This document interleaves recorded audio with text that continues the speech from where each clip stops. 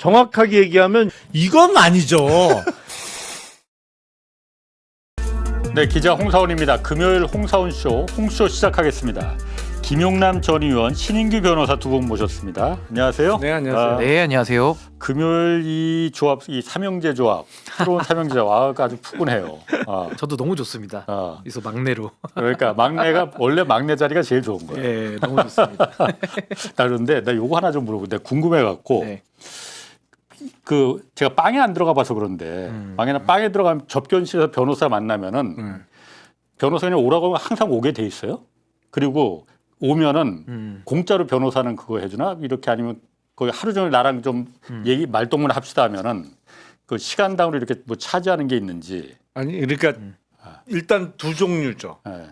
그러니까 비선임 접견이라는 게 있어요. 아직 정식으로 수임 관계가 맺어지지 않은 변호사예요. 근데 아니, 일단 윤 씨는 지금 뭐 저 당연히 수임한 사람. 그렇죠. 그거는 이제 비선임 접견은 아니죠. 근데 선임계가 들어가 있지 않은 변호사라도 접견은 할 수 있어요. 그 얘기를 들어보고 이제 선임 여부를 결정해야 되니까. 근데 요새는 그거는 맥시멈 2번 정도까지밖에 허용을 안 해줘요. 선임 안 됐을 때. 선임 안 됐을 때. 선임된 변호사는. 선임된 변호사는 미리 이제 그 접견 신청을 넣으면 사실은 변호인 접견은 제한을 못 해줘. 다만 하루 종일 한다며 지금. 다만 그 주말에는 안 되고 변호인 접견실 운영 시간 범위 내에서. 근데 보통 점심 시간 때는 들어가거든요. 밥은 먹어야 되니까.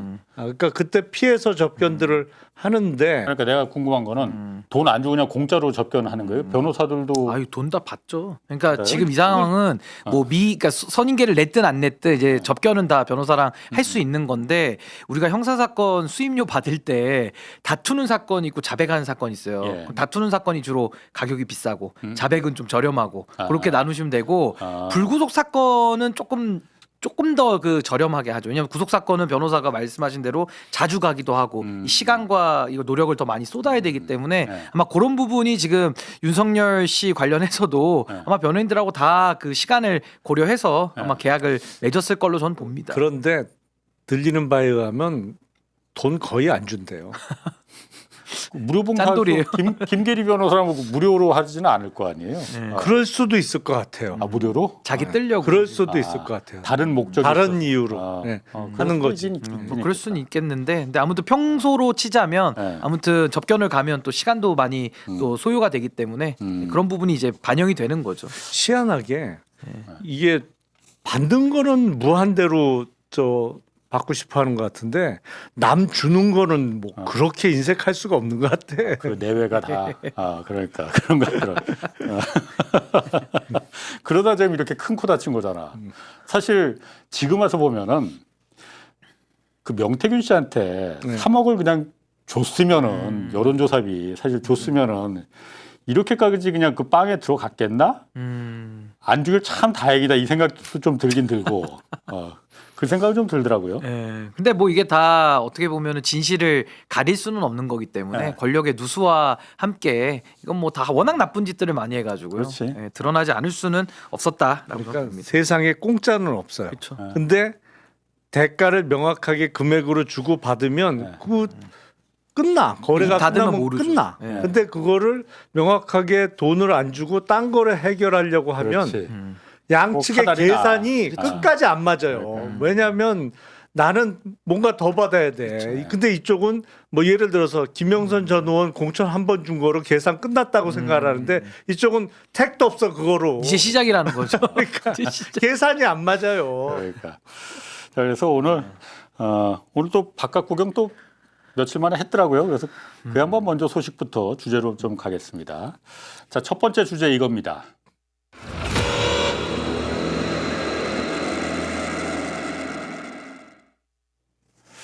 일단 오늘 그 구속적부심에 직접 출석은 했어요. 근데 호송차 타고 들어와서 내 걸어 들어갔는지 휠체어 타고 들어갔는지 근데 그거는 확인이 지금 안 되더라고요. 건강 매우 안 좋다며 지금. 걸어갔을 것 같은데요. 그러니까 휠체어 타고 난 처음엔 휠체어 타고 나왔겠다고요. 말이 계단 올라가기도 힘들 정도라고 했으니까 뭔가 이렇게 쇼를 하려면 나같이 의심하는 사람들이 당연히 있을 거 아니까는 확실히 쇼를 보여주겠거니 했는데 그건 아직 확인은 안 되더라고요. 근데 카메라가 없어가지고 뭐 쇼를 굳이 준비할 필요는 없을 것 같고요. 건강이 정말 안 좋다라고 한다면 오늘 구속적부심에도 못 나가는 게 정상이죠. 논리적으로는. 근데 본인이 나가서 그러니까 계단 올라갈 힘은 없는데 법원에 나갈 힘은 있어가지고 또 자신의 건강 악화를 설명하겠다.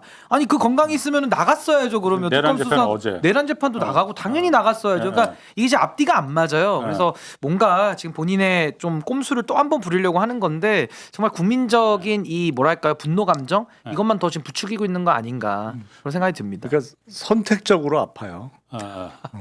유리할 땐 안 아파요. 유리할 때는. 어떤 시를 따라서 하늘의 길을 따라서 이렇게 아플 때가 있고 안 아플 때가 있고. 선택적으로 아팠다가 안 아팠다가. 그러니까.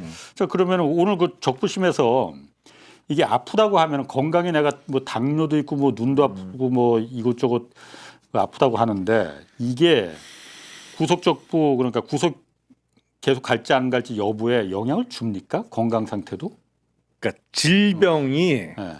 그러니까 그 당뇨, 뭐 고혈압 이런 거는 만성 질환이잖아요. 그렇지. 예. 그 어느 날 갑자기 나빠지거나 어느 날 갑자기 좋아지기가 아니야. 어려운 거잖아요. 아니 그리고 60대 중반 정도 연령이면 대부분 당뇨, 고혈압 뭐 이런 거 많아요. 술을 그렇게 마셨는데 뭐 그렇지. 그게 안 생기면 없으면 더 이상한 거지. 이상하지. 뭐 네. 그러니까. 그러니까 그 그럼- 적부심 나중에 보석 단계에서도 이른바 병보석이라고 부르는 질환을 이유로 해서 석방되는 때의 예. 질병은 대부분 급성, 예. 특히 외과적 수술이 시급한 경우 예. 그때 고려할 수 있는 거지.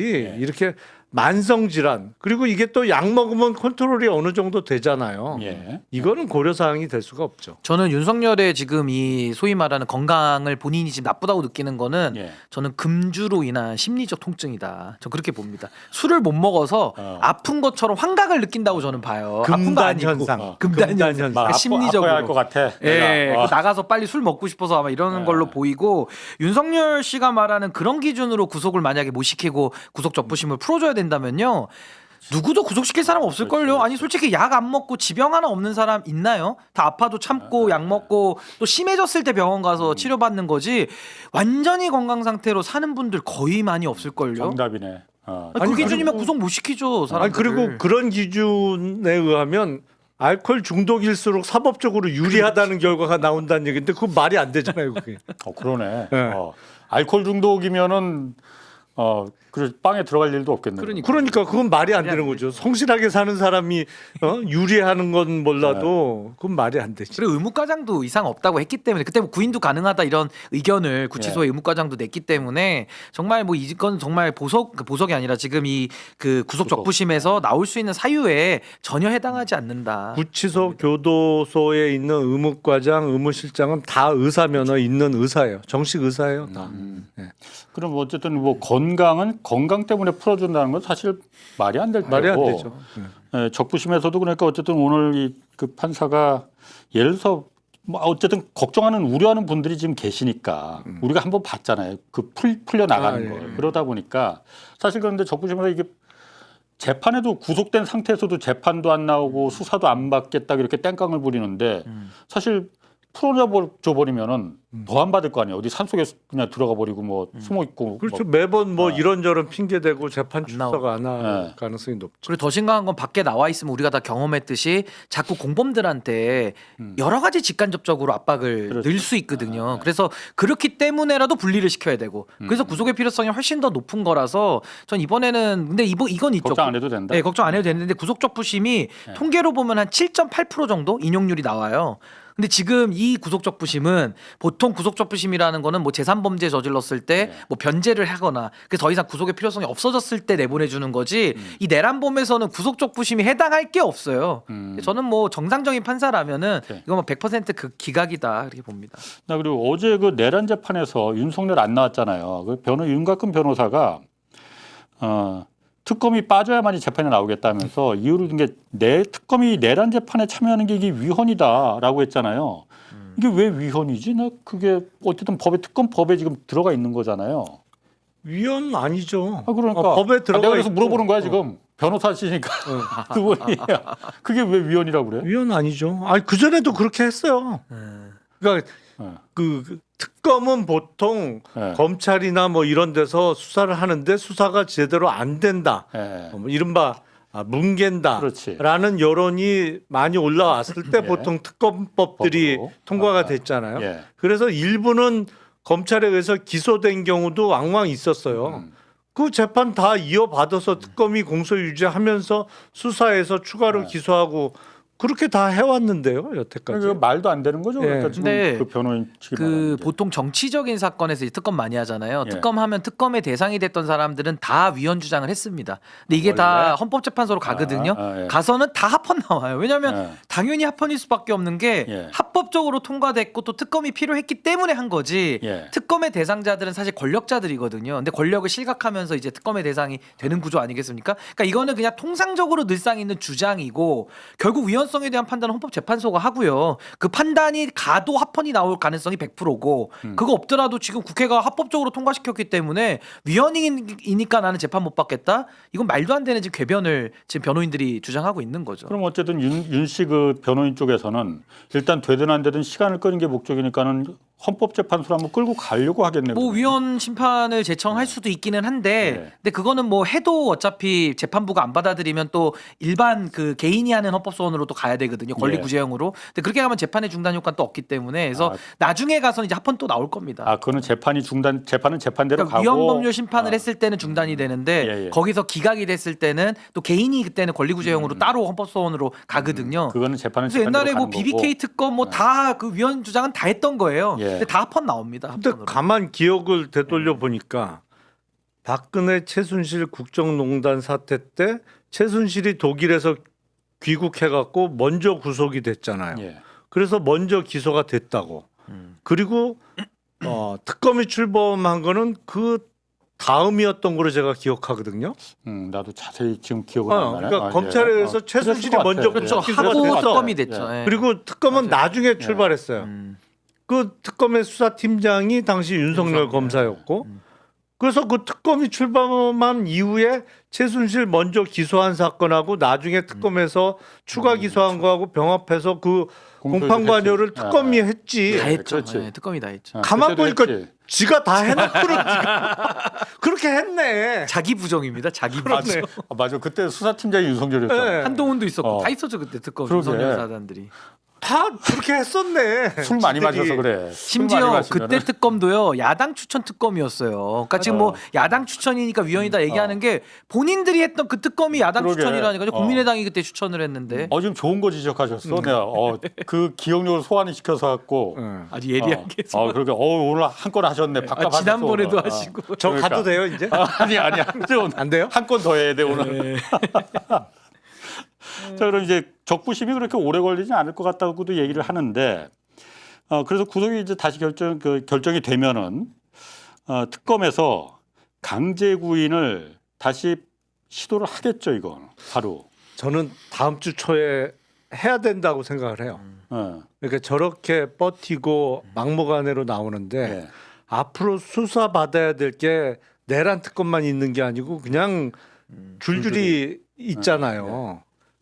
그 세 개의 특검 중에 윤석열 길을 확실하게 꺾어 놓을 수 있는 가장 적합한 인물이 제가 보기엔 조은석 특검이에요. 그러니까 정말 반짝 들어다가 특별검사실에 딱 앉혀놓는 거 한두 번 하면 기가 좀 꺾일 거예요. 지금 최상병 특검과 관련해서도 오늘 여러 곳에 압수수색이 나왔는데 결국엔 윤석열을 상대로 물어볼 게 분명히 있어요. 너 누구한테 얘기 들었냐? 임성근 사단장 살리라는 얘기를 누구한테 들었느냐? 그건 최종적으로 확인이 돼야 되거든요. 어느 루트인지는. 근데 그 다른 특검들의 수사를 위해서라도 한번 들어서 갖다 놔야 돼요. 그리고 지금 구치소에 들어가 있는 수많은 수용자들이 윤석열이가 이렇게 강제 수사를 거부하는 모습을 보면서 또 구치소장이 강제력을 행사 안 하잖아요. 구인을 안 하잖아요. 그러니까 나도 그러면 출장 조사 와라 검찰이 이렇게 지금 다 배째라식으로 나오는 이거는 굉장히 안 좋은 선례를 남기는 거기 때문에 전 당연히 강제구 인정해야 된다고 보고요. 또 하나는 윤석열이가 권력 있을 때 얼마나 많은 강제력을 위법하게 썼습니까? 예를 들면 입틀막을 했던 걸 우리가 다 기억하거든요. 현직 국회의원도 입을 틀어막고 사지를 들어서 경호원들이 끌어냈죠. 예. 그리고 그 의협 회장도 한번 그랬었고 또 카이스트 졸업식에서도 대학원생도 그렇게 끌어냈거든요. 그럼 본인만 그렇게 강제력을 그건 위법했어요. 근데 이거는 합법적이고 합헌적인 강제력이거든요. 이거 충분히 해야 된다. 저는 그러면- 윤석열 교육적 차원에서라도 해야 된다고 봅니다. 그러면 지금 여태까지는 그러니까 들어가서 좀 나와 주실래요? 이것만 했지 바짝 들어오진 못했잖아. 그러니까 소극적으로만 했다는. 그래서 이제 특검에서 좀 와달라. 그 직접 끌어내지는 않더라도 지휘는 좀 해달라 뒤에서 문 앞에서 이렇게 하는 거잖아요. 그럼 이번에는 가서 들어가서 팔 잡아서 끌어낼까요? 근데 그것도 웃긴 거예요. 아니 그러니까 특검 보고 나와달라고 이제 구치소에서 또 협조 공문을 한 건데 네. 아니 검사들 뭐 힘 보고 뽑습니까? 우리 김용남 의원이 검사하셨지만 무슨 체력 검증으로 뽑은 게 아니잖아요. 그냥 검사들도 가서 뭐 협조해서 간다 한들 가서 구경하는 거지 뭐 검사가 뭐 힘으로 하는 게 아닌데 결국 교도관들이 4명이 붙어서 못 들면은 6명이 붙든지 10명이 붙든지 해서 자기들이 데려다가 인치를 해서 앉혀놓을 의무가 있는 거지 이걸 뭐 또 특검에서 또 나와달라고 부탁하는 그런 유약한 모습을 보이는 것 자체가 저는 좀 문제 아닌가. 그러니까 법을 법대로 집행을 하면 되는 일이거든요. 근데 그걸 굳이 뭐 검사들 보고 나와달라고 하는 그것도 너무 좀 유약해 보여요. 제가 볼 때는. 그래도 그건 어쨌든 그 상대가 상대니만큼 뭐 그 교도관들이 검사 보고 끌어내라는 건 아니에요. 검사가 문 앞에서 지휘 좀 우리가 해달라는 지휘 좀 거죠. 해달라. 네. 그거는 다시 말해서 물리력을 행사를 우리가 하겠다 이 얘기로 저는 들리더라고요. 그러니까 교도관들이. 아니 갔음에도 불구하고 안 하면 그때는 정말 이권에서 처벌해야죠. 그렇지. 직무유기. 그렇지. 네. 검사들이 가서 우리가 하는 걸 갖다가 우리 책임으로 하지 말고 그럼 검사가 책임하에 우리는 명령만 받았을 뿐이다 이렇게 해달라는 거죠. 그러니까 그런 이번은 취지 그런 같아요. 물리력을 분명히 행사를 하겠네. 네. 그러니까 그럴 의도일 수도 있기는 하나 저는 그래도 교도관들이면 법대로 하는 것이고 법 앞에 평등인데 이걸 가지고서 너무 미적거리는 모습은 좀 너무 근데 보기 안 좋죠. 사실 진짜. 이 부분에서는 기존의 그 사법 운용에 있어서의 반성할 점도 있어요. 예. 교도관들을 뭐랄까 너무 피곤하게 만들었어. 그 수감시설 안에서요. 예. 좋은 사람들만 있는 게 절대 아니잖아요. 그렇죠. 좋은 사람이면 수감시설에 잘 안 들어갔지. 이게 진정 고소고발로 인해서 교도관들이 그동안 몸살을 앓았어요. 그거 하면 또 오라 가라 뭐 예. 해명서 내라 답변서 내라 뭐 이런 경우가 많았거든. 그러니까 교도관들의 고충이 분명히 있어요. 근데 이번엔 그러니까 책임 절대로 당신들은 법의 지위를 받고 그 그렇지. 하는 거. 권한 내에서 하는 거니까 절대로 책임질 일이 없다는 걸 좀 확실히 해주고 법대로 하도록 독려를 할 필요가 있어요. 그러니까 이번에 특검 보고 좀 출장을 와달라고 하는 거겠고 이게 그것도 있다면서요. 그러니까 어쨌든 뭐 끌어내봤자 갖다 낱자 이렇게 들여 그 조사실에 하더라도 입은 안 열 가능성이 큰데 진술 거부하겠죠. 진술을 물어볼 필요는 반드시 있다면서요. 이게. 그럼요. 당연하죠. 그렇기 때문에 이게 꼭 필요하다는 거 그러니까 아니에요? 진술 거부권은 본인의 고유한 기본권이고 권리인데 이제 특검이 조사실에 이제 앉혀놓으면 네. 듣기는 해야 되거든요. 네. 그럼 듣다 보면 또 윤석열 특성상도 긁히면 또 주절주절 또 얘기할 스타일이기 때문에 얘기할 수도 있는 거고 설사 끝까지 인내심을 발휘해서 진술 거부를 하더라도 본인에게 일단 듣는 그 절차는 한번 필요하다는 거죠. 적법 절차에 따라서. 구속적부 심사는 끝났다네요. 4시간 50분 만에 오늘 끝났다. 별로 볼 게 없기 때문에 그러니까 뭐 별로 그렇게 다툴 게 없었나 보네. 의미가 없죠. 저건 그럼 일찍 끝났다는 거는 뭐 우리가 생각하는 그 방향으로 생각해도 되는 거죠. 그렇죠. 여기서 그렇죠. 뭐 다른 결론은 생각할 수 없죠. 제2의 직위원 부장이 아니라면은요 그런 결론은 내릴 수가 없는 겁니다 지금. 직위원 부장판사는 참 속으로 착잡할 것 아니 같기도 하고. 그 직위원의 구속 취소 인용은요 사법 역사의 최악의 그러니까. 결정이에요. 본인이 그런 결정은 전에도 없었고 이후에도 없어요. 네. 이거 저는 직위원 재판장은 지금 수사 대상이잖아요. 네. 전 반드시 이거는 수사해봐야 된다고 봅니다. 말도 안 되는 결정을 했거든요, 사실은. 근데 하여튼 올해는 살 거예요. 욕을 먹어서? 가장 유명한 판사 아닙니까? 이름이 가장 알려진. 대법원장보다 훨씬 유명하다니까. 인지도는 물론 오른 그렇지. 성도 좀 특이하고. 자, 김건희 특검에서 오늘 그 특검이 지금 하도 뉴스가 많아서 네. 좀 차근차근 좀 볼게요. 통일교로 오늘 한학자 총재도 그렇고 본부도 그렇고 다 압수수색을 했는데 권성동 의원도 지금 압수수색을 했단 말이에요. 일단 권성동 의원은 왜 압수수색을 한 거예요? 일단 통일교 행사에 참석을 강력하게 주장한 사람이 대선 전에 예, 권성동 의원이고 예. 분명히 통일교와 윤석열 측의 어떤 연결고리 중에 하나로 권성동 의원이 있었다는 혐의가 의심하는 거는 예, 거죠. 예. 그러면 이게 사실 저 오늘 한겨레 보도에 보니까 윤석열 이제 대선 후보 당시에 2022년에 한반도 평화 서밋 이게 통일교 행사라는데 이 한반도 평화 서밋 그 위원장이 그러니까 윤영호 본부장 전 세계 본부장 예. 그 그라프 목걸이 네. 김건희한테 선물한 그 사람이라고 하더라고요. 이때 그리고 캠프에서 반대 의견도 있었는데 권성동 의원이 강하게 밀어붙였다. 통일교 표가 300만 표다. 그때 계셨었잖아요. 그때 예. 좀 이런 게 있었습니까? 통일교 관련된 요 행사 참석은 제가 뭐 들은 적은 없는데 예. 나중에 알았는데 어쨌든 그 시점에는 캠프 좌장이 예. 고 장제원 의원이었다가 아들 문제로 공식적으로는 빠지고 예. 근데 공식적으로만 빠졌어요. 사실은 그때 단체 텔레그램 방에는 끝까지 있고. 계속 있었어요. 그러니까 쭉 돌아가는 건 알고 있는 상태에서 예. 이제 공식적으로는 빠지고 그 자리에 권성동 의원이 와서 그러니까 잠깐 있었던 거죠. 장제원 의원은. 예. 그 이후부터는 계속 권성동 의원이 캠프 좌장 역할을 했기 때문에 권성동 의원이 강하게 주장을 해서 아마 참석이 이루어진 것 같고 그때 펜스 부통령이 왔었어요. 그렇죠. 마이크 펜스. 예. 펜스 부통령이 와서 저 행사만 참석한 게 아니고 우리나라 뭐 기독교 단체 행사도 참석을 하고 제가 보기에 한 사나흘 정도 머물다가 예. 갔거든요. 근데 300만 표는 조금 과장된 얘기 같은데 하여튼 권성동 의원이 과연 표만 계산해서 주장을 했느냐도 좀 살펴봐야죠. 왜냐하면 그 특히 뭐랄까 주류 종교가 아닌 종교 행사에 참석하는 건 그 참석하면 그렇지. 다 알려지잖아요. 그렇지. 이게 얻는 표 있지만 잃는 잃는 표가 표도 더 많지. 많거든요. 네. 그래서 과연 표 때문이었는가? 그건 나중에 좀 그렇겠네. 봐야죠. 사실 통일교가 통일교에 대해서 부정적으로 생각하는 기존의 교단들도 많이 있잖아요. 그렇죠. 그렇죠. 그러다 보니까는 얻는 표보다는 잃는 표가 더 많을 수도 있다.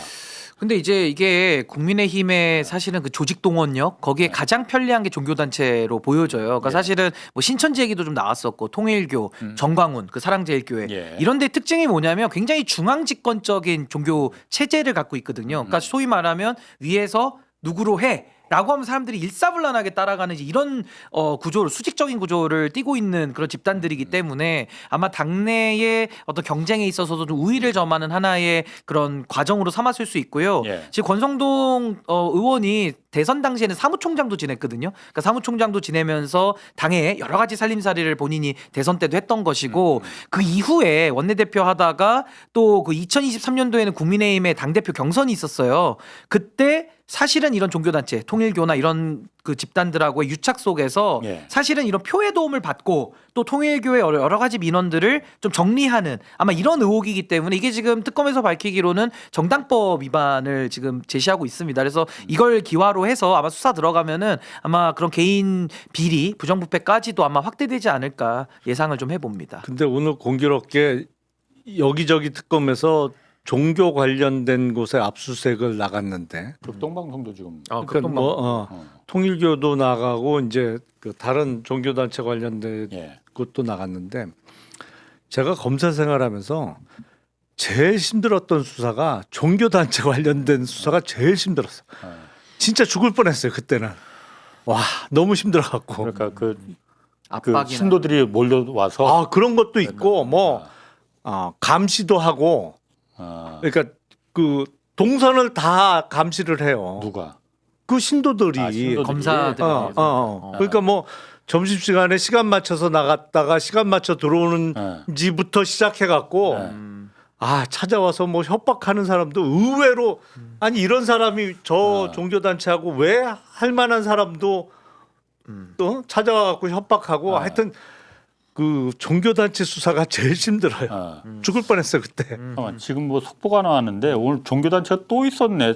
극동방송뿐만이 아니고 해병특검이 여의도 순복음교회도 압수수색을 했다는데 그 임성근 사단장에 대해서 기독교 구명 로비 의혹으로 평소 독실한 기독교 신자로 알려진 임 사단장의 부인이 순복음교회 다니던 신도이자 친은 핵심으로 분류되는 이철규 의원에게 구명 로비를 한 것으로 의심하고 있다라고 KBS에서 단독으로 지금 기사가 올라왔다는데 이게 그 오늘 거는 이철규 의원도 압수수색을 했잖아요. 그렇죠. 최혜병 특검에서 임성근 사단장 구명 로비 의혹이라고 했어요. 네. 이철규 의원이 그래서 오늘 그렇게 그 압수수색할 때 그 얘기는 했어요. 그러니까 그 기간에 관계자와 통화 기록이 한 번 있었다. 근데 그거 한 번 한다고 이렇게 무자비하게 하느냐라고 말했거든요. 관계자와 통화한 기록이 한 번 있다고. 그 관계자가 누굴까 이게? 그 기간에 관계자 그러니까 임성근 사단장을 이철규 의원은 지금 자신은 관련 없다고 지금 주장하는 것 같은데 특검에서는 그 관계자와 통화한 게 임성근 사단장을 구명해 줄 수 있을 만한 힘을 가진 사람이라고 생각을 하는 걸 거 아니에요. 그렇죠. 예. 근데 아니, 당시에 근데, 로비 창군 잘 찾은 건 이철규 의원이 그때 힘이 제일 셌을 때예요. 그때가 또 당내에서. 이철규 의원이 근데 기독교 신자예요? 그건 잘 모르겠네요. 평소 행실에 비추어서 그렇게 안 보이는데. 지금 순복음교회 같이 뭐 그래요. 있다고 하는데. 네. 그리고 또 그 아까 통일교 잠깐 얘기하면은 그 라스베가스에서 수억 원대 그 한학자 총재가 원정 도박한 사건도 지금 그때 당시에 경찰 수사가 유출됐잖아요. 예, 사전에 예. 압수수색 들어올 거니까는 그 대비해라. 그 잠깐 좀 그 파일 좀 띄워주시죠. 그래픽 좀. 그때 외환관리법 위반으로 압수수색 대비해라. 그리고 관련 자료들 폐기하고 노트북도 포맷시켜라. 윤영호 본부장이 예. 당시 통일교 쪽에다가 예. 했다는 얘기죠, 그게. 그걸 갖다가 누가 알려줬느냐 했더니 그 윤영호 그 세계 본부장이 윤핵관이 알려줬다. 그래서 한학자 총재한테 보고했다라고 하는 거거든요. 경찰이 수사가 들어올 걸 갖다가 알려줄 윤핵관이 누굴까? 딱 머리에 누가 스치는데 갑자기. 방금 이름도 들은 것 나만 같다. 스친 건 아니었구나 그게. 갑자기 스치네요. 나만 스친 오늘 건 아니었어. 압수수색을 당한 것 같기도 하고. 예. 대부분 뭐 다 생각하는 게 비슷할 텐데. 예. 그 최근에 예. 국가정보원이 원훈을 바꿨어요. 그러니까 우리가 가훈이 있듯이 예. 원훈. 국정원에는 원훈이 원훈. 있잖아요.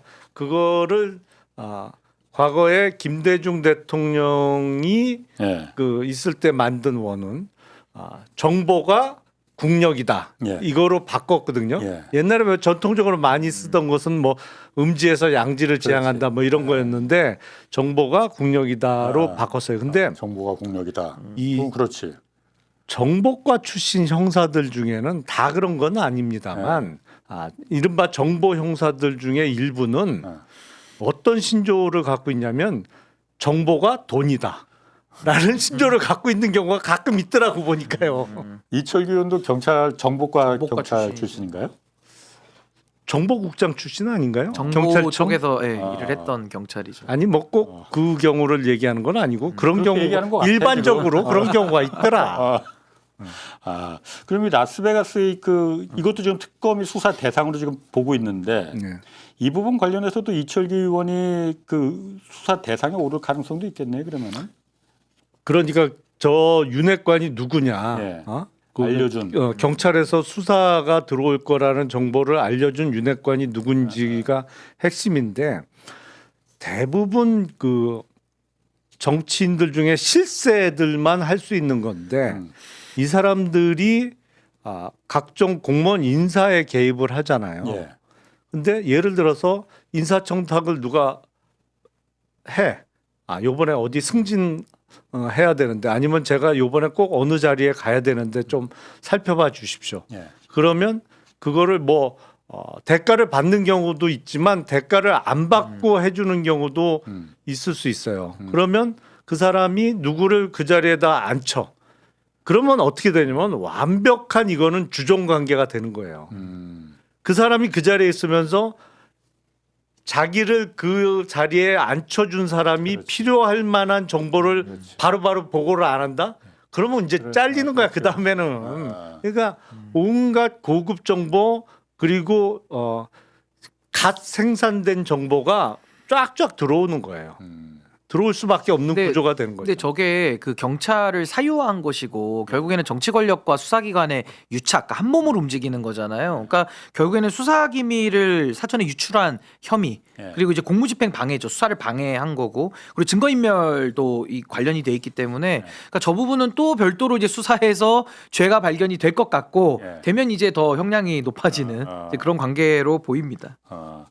아니 제가 작년인가 재작년인가 하여튼 그때 이건 뭐 사담으로 어떤 모임이 있었는데 그때 거기 보니까 이철규 의원이 왔더라고. 근데 서초경찰서 경찰하고 한 명이 같이 왔어. 그런데 네. 경찰이 내 옆에 딱 앉더라고요. 그래서 명함을 주는데 정보과 형사더라고. 그러면서 뭘 자꾸 물어봐 나한테.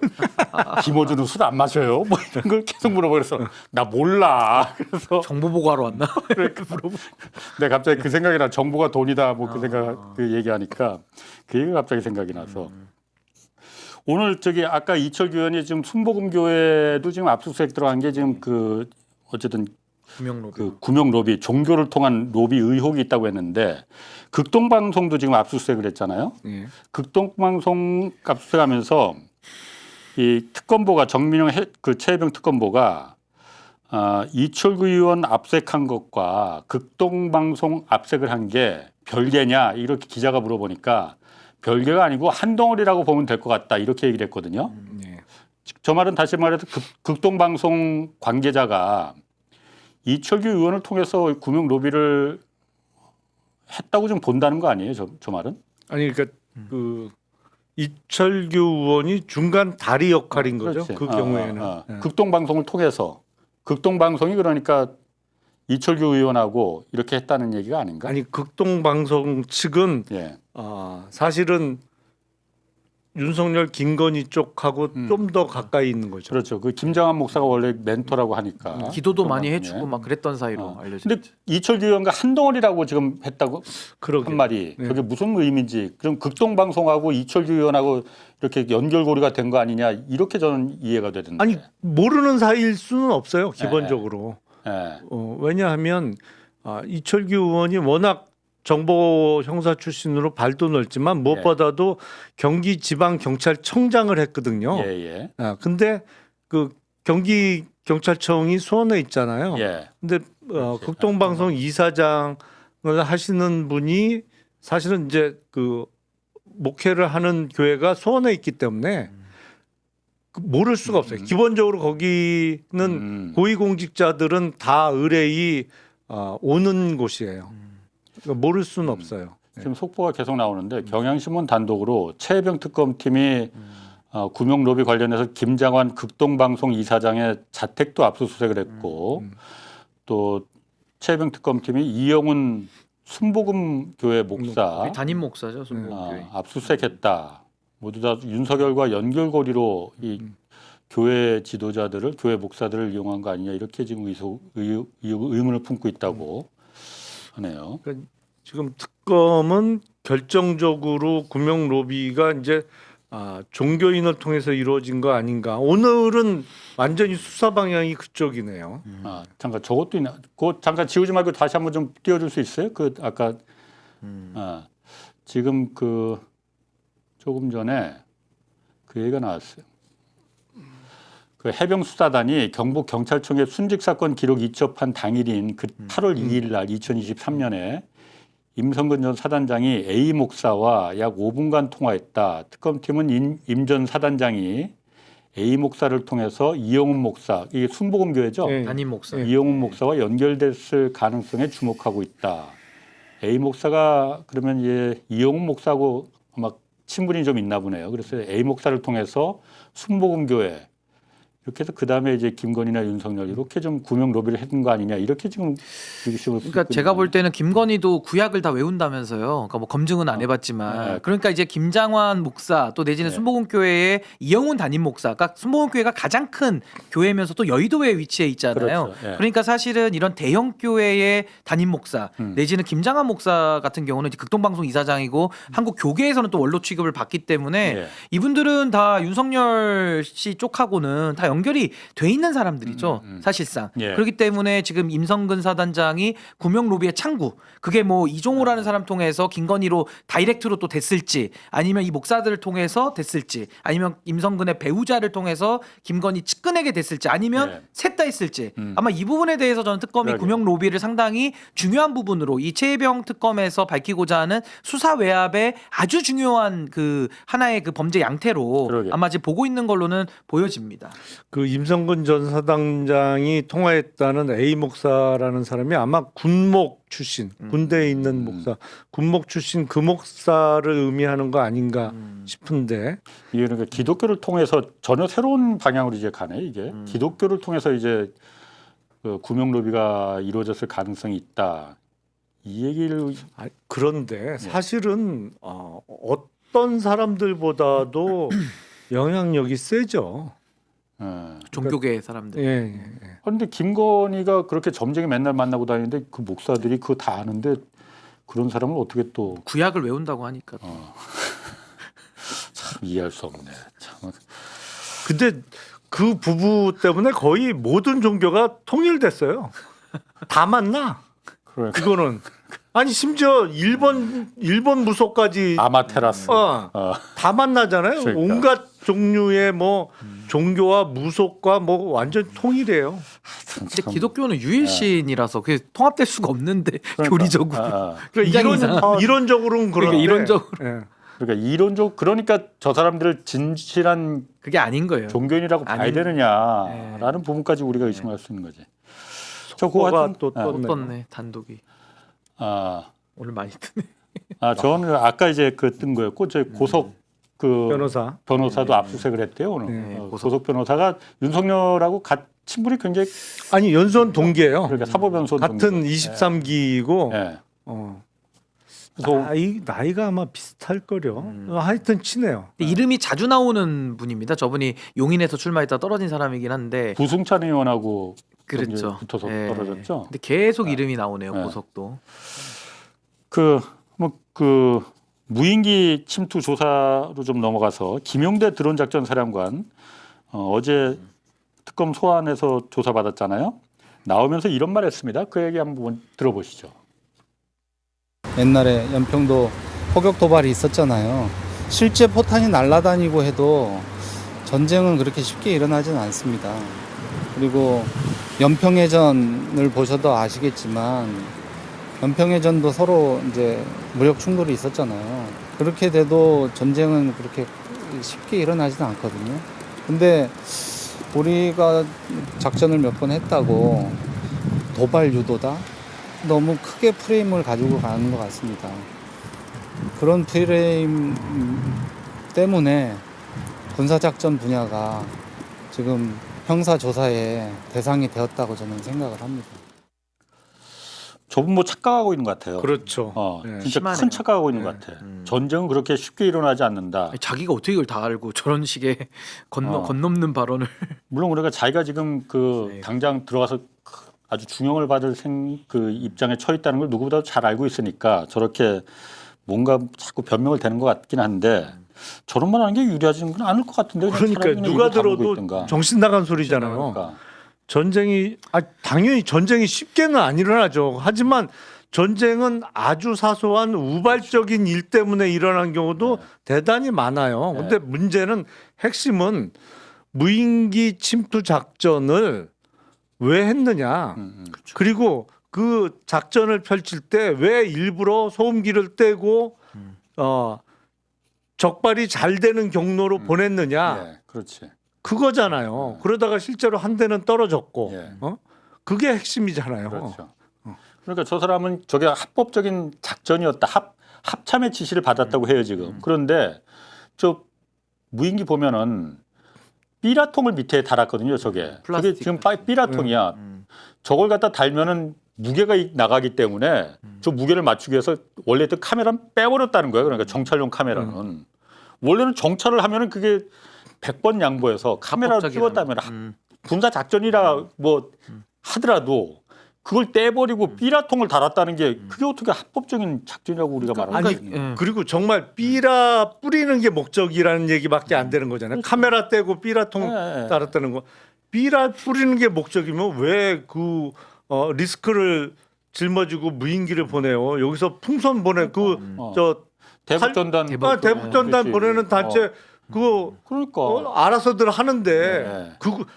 그거는 삐라 양이라도 많지. 그렇지. 무인기에 삐라통 달아봤자 그 몇 장 들어간다고 거기에. 아니 근데 드론 작전 사령부에서 삐라뿌리라고 작전 사령부를 만들어 놓은 게 아니잖아요. 그러니까 이게 그 작전이라는 것 자체가 어떤 의도, 그리고 어떤 내용으로 돼 있는지가 지금 이 수사의 핵심이고, 다만 다행인 거는 저는 김용대 씨가 부인은 안 하네요. 작전을 몇 번 한 것까지는 다 지금 인정을 그건 하고 부인할 있기 수가 때문에 없죠. 그러니까 본인이 했다라는 거를 인정을 하니까 저는 그 수사에 좀 탄력을 받고 결국에는 그 작전 자체가 너무 이상한 거기 때문에 저는 그 내용만 밝히면 이 부분은 저는 외환죄 관련된 수사는 좀 간단하게 될 수 있지 않을까 그런 생각도 듭니다.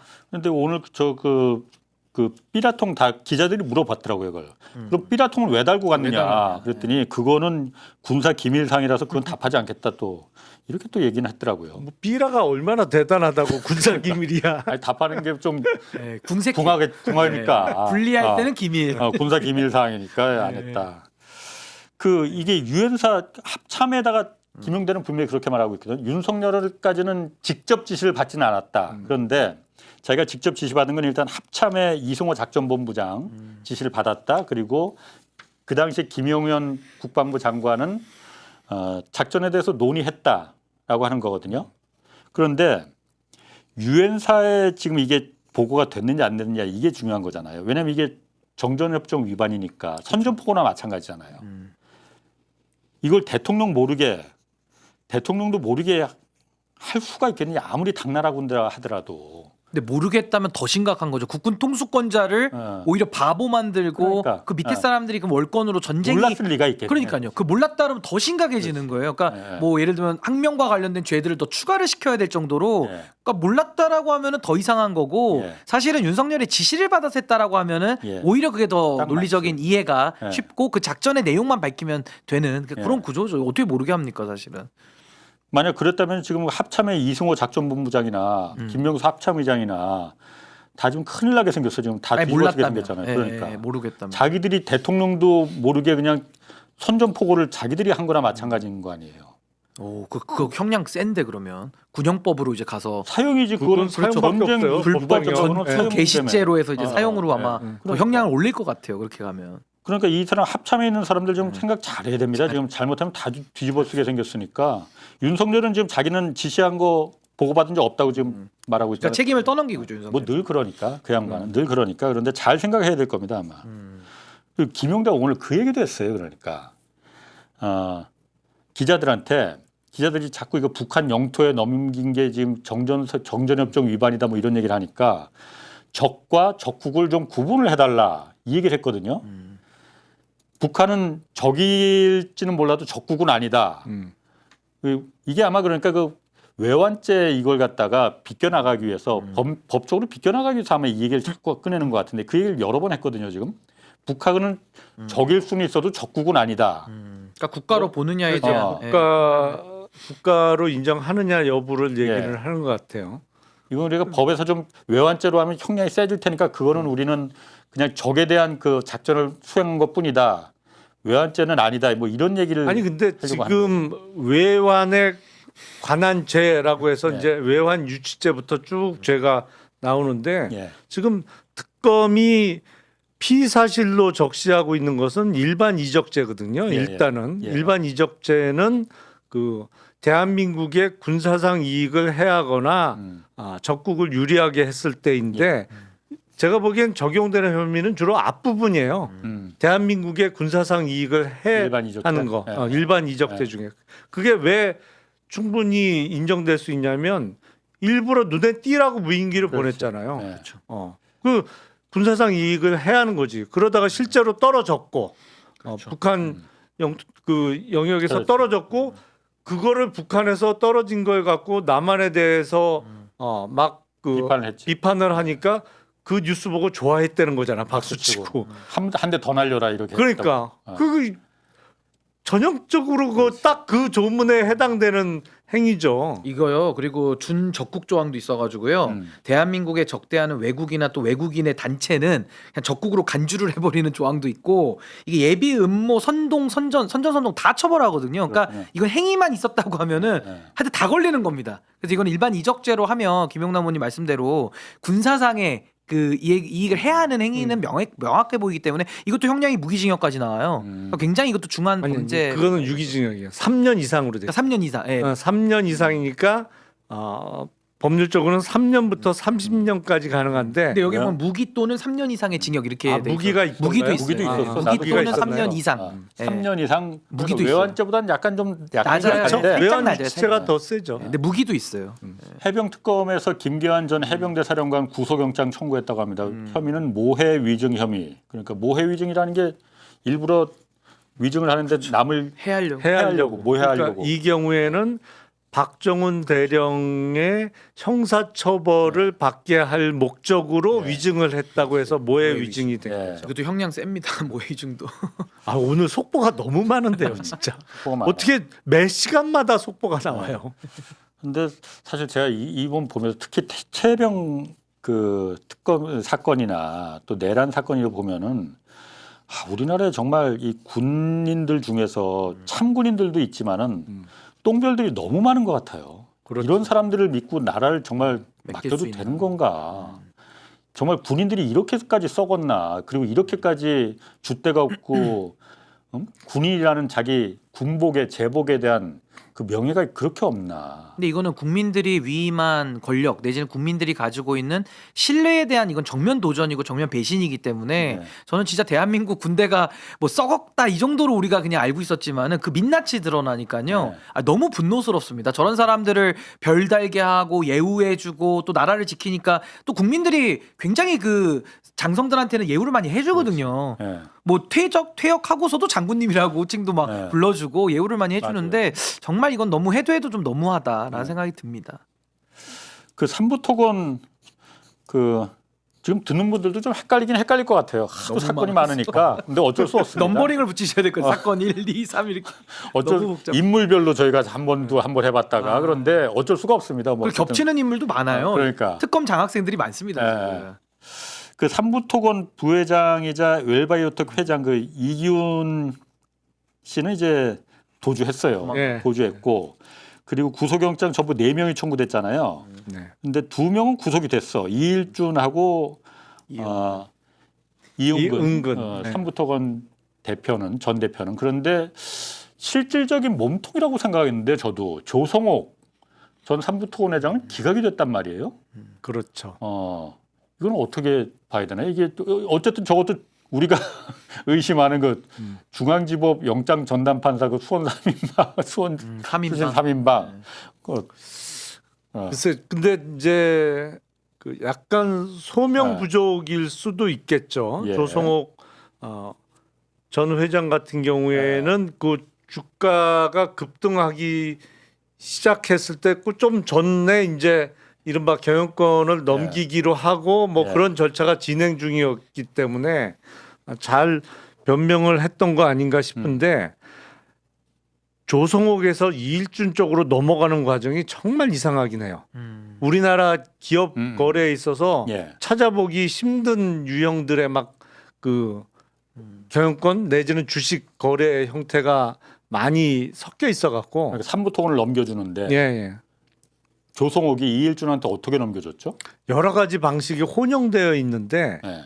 제일 이해하기 힘든 거는 그 지배주주 측이었던 조성옥 쪽의 지분을 장내 매도했다. 상당 부분은 그런 내매도 시장에서 그냥 우리 네. 주식시장 열려 있을 때 이렇게 주문 내면 매도 주문 내면 이렇게 체결되잖아요. 그게 장내 매도인데 그렇게 처분했다는 주장을 그 전에 했던 것으로 알려졌는데 예. 그런 경우는 제가 보질 못했거든요. 아니, 경영권을 넘기는 거 아니야 그러니까. 네. 근데 그냥 장내 매도를 했다는 게 그거는 그렇게? 누가 살지 모르는 거잖아요. 예.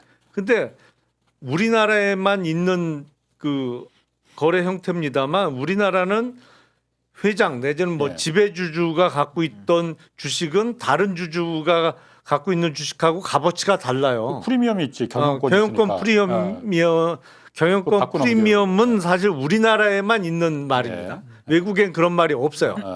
그런데 우리나라에는 하여튼 있어요. 예. 그러니까 티웨이 같은 경우에는 그 시가의 7배에 팔았잖아요. 경영권 넘기면서. 예. 그런 식으로 적어도 몇 배 내지는 뭐 30% 50% 이상 값을 더 받고 넘기는데 그걸 왜 장내에서 매도해요? 그 경영권 프리미엄을 받고 넘긴 게 아니었어요. 아니 장내 매도는 경영권 프리미엄을 받을 수가 없죠. 그렇지, 기본적으로. 그렇지. 이게 누가 받을 그럼 경영권을 확보하기도 쉽지 않았을 텐데. 받는 쪽에서. 예. 그러니까 예를 들어서 30% 지분을 갖고 있는데 예. 예를 들어서 25%는 이른바 블록딜로 프리미엄을 받고 넘기고 5%는 장내에서 그냥 누가 살지 모르고 주문 넣어갖고 매도 주문 넣어서 넘겼다고 하면 누가 이렇게 하냐고요. 그 5%도 프리미엄을 받을 수가 있는데 네. 우리나라에서는 예. 그건 듣도 보지도 못한 거래 형태예요. 그럼 서로 짜고 그러니까 그냥 실질적인 뭐 회장 이런 거는 그 지배 관계는 그냥 그 뭐라고 해야 되나 그러니까 이거는 그냥 완전히 그냥 짜고 친 거라 뭐 이렇게 봐야 되는 건가 그러면? 아니 그럴 수 있겠죠. 그러니까 예를 들어서 그 장내 매도를 하면 누가 살지 몰라야 원칙이잖아요. 그렇지. 근데 일반인들이 다 예. 그러니까. 그 삼부토건 같은 종목이 거래량이 그렇게 많은 종목은 아니니까 예.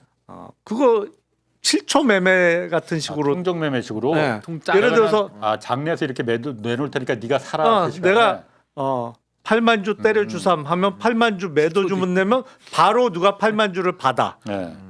그 예정된 가격에. 근데 그러면 사실은 이게 블록딜이 아니기 때문에 누가 샀는지 모르잖아요. 그렇지. 그런 식으로 주식이 쫙 분산이 돼. 하지만 그들은 알아. 그렇죠. 자기들끼리만. 근데 주가가 5배가 뛰었어. 그때 팔아. 그러면 어쨌든 전 회장 지분은 그때는 아닌 거로 잡히잖아요. 누군가 딴 사람이 시장에서 장내에서 받아갔으니까. 아니 그러니까 그런 거 아니면 하여튼 왜 여기는 삼부토건은 네. 하여튼 의심되는 데가 많죠. 본업에는 거의 관심은 없었어요. 여기는 본업은 관심은 없었고 전부 주가 조작으로만 이게 그 이용되는 이런 뭐 쉘이라고 하잖아요. 그러니까 껍데기. 껍데기. 그거로만 이용을 해갖고 자 거기는 좀 우리가 좀 아직은 추정이니까는 저 수사가 저기 아주 재밌게 될 것 같긴 해요. 저기는 그러니까요. 이제 네. 수사 결과가 나중에 나와봐야 알겠습니다만 사실은 하여튼 요지경이에요. 네. 저거 근데 거래된 조성호- 거 보면. 조성호 회장한테 이제 또 영장이 기각은 됐는데 결국엔 또 재청구를 한다고 했어요. 한다고 하니까 이제 아마 조금 더 보강을 하면 네. 전 영장이 뭐 재청구했을 때는 나올 가능성은 매우 높다 이렇게 네. 봅니다. 이것도 좀 볼게. 이제 그 정치권으로 좀 돌아가서 지금 오늘 권성동 이철규 압수수색 됐고 또 윤상현 의원도 그렇고 임종득 의원도 그렇고 이미 압수수색을 받았잖아요. 네. 앞으로도 이제 추경호 의원도 지금 좀 가능성이 있고 나경원 의원도 좀 전화 그때 개헌 때 전화 받았으니까 윤석열 전화 그렇죠. 전화 받았. 무슨 전화했는지 무슨 역할을 했는지 의심스럽고 수사 대상 가능성이 굉장히 많은데 어디까지 친윤 의원들은 어디까지 살아남을지 모르겠어요. 그러니까요. 지금 뭐 혁신위원회에서 뭐 하긴 하잖아. 그러니까 윤희숙 위원장이 그러니까 윤희숙의 아니, 칼보다 필요 없을 훨씬 것 특검의 같은데? 칼이 빠를 것 같은데 필요 없을 것 같아. 그 혁신이 필요 없을 것 그러니까. 같아요. 제가 봐도. 누가 그러더라고. 네. 혁신이가 아니라 너무 말랑말랑해서 푹신이라고. 혁신이가 아니고 푹신이? 푹신이. 어. 예, 아니면 간신위 뭐 이렇게 어. 부르더라고요. 아니 근데 뭐 그 윤희숙 혁신위원장이 인적 쇄신하면서 뭐 당신 나가라 뭐 불출마 선언하라고 할 필요 없이 예. 특검이. 좀 몇 달 지나면 자연스럽게 예.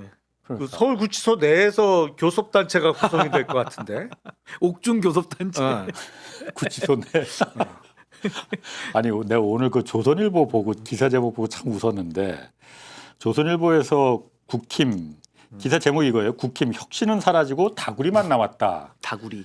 다구리라는 게 우리 다굴 당한다 뭐 그 얘기 많이 하잖아요. 집단 그러니까, 폭행 뭐 몰매 이런 뜻이죠. 그렇죠. 몰매 때리는. 어쨌든 윤희숙 혁신위원장이 저 얘기를 해서 저 말이 갑자기 유명해졌는데 어디까지 망가지려나? 사실 저는 국민의힘이 어쨌든 지금 제일 야당이잖아요.